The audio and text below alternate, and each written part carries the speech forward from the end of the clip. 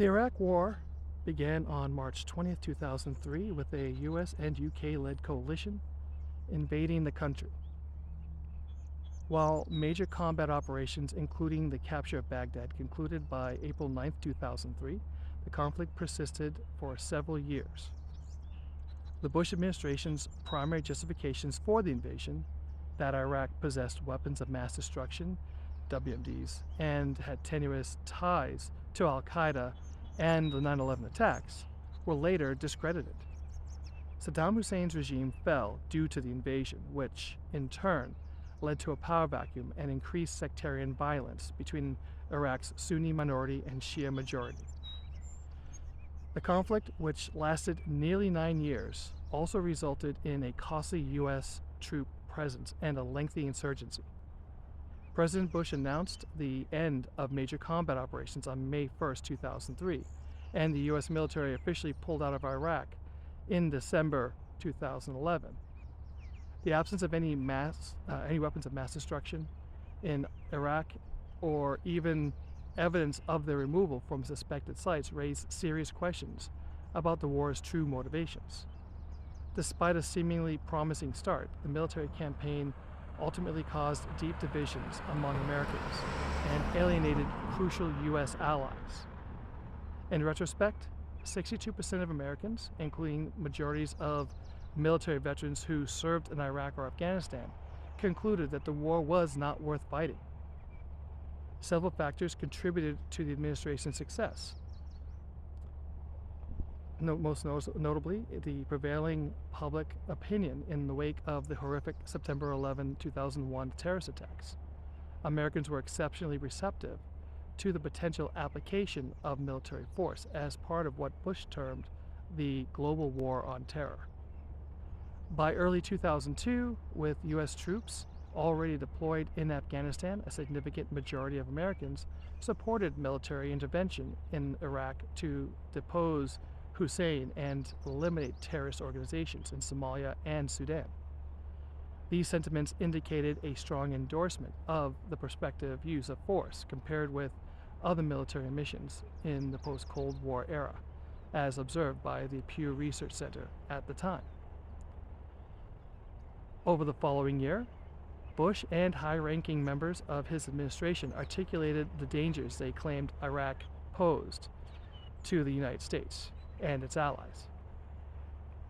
Two of the administration's arguments resonated particularly strong with the public. First, that Hussein's regime possessed weapons of mass destruction, encompassing nuclear, biological, or chemical weapons. And second, that it endorsed terrorism and maintained close links with terrorist groups, including Al Qaeda, the perpetrator of 9/11 attacks on the United States. How are Trump's attacks on Iran different?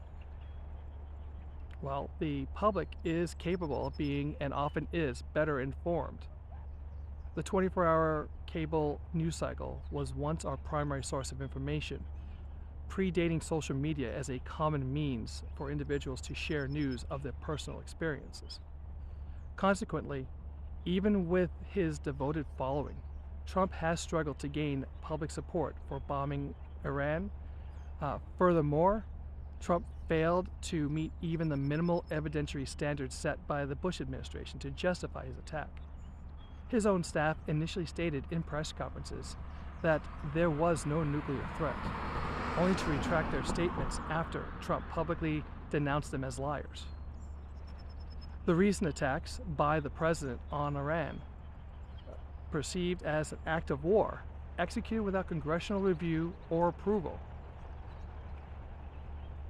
This impulsive decision, reminiscent of a child's actions rather than those of an elected head of state, has sabotaged any potential for negotiation regarding a threat that the president himself exacerbated by canceling an existing treaty, seemingly solely because it was a legacy of former President Barack Obama. Given the current low enlistment rates, it is concerning how long it will be before the president institutes a draft. This would likely send poor and marginalized youths into a war they do not support.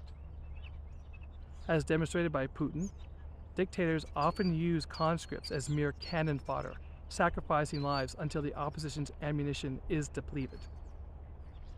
This attack appears even more malicious, given that it exemplifies the administration's pattern of employing extreme and illicit tactics to divert attention from its other actions. Aristotle once said, "Of the tyrant, spies and informers are the principal instruments.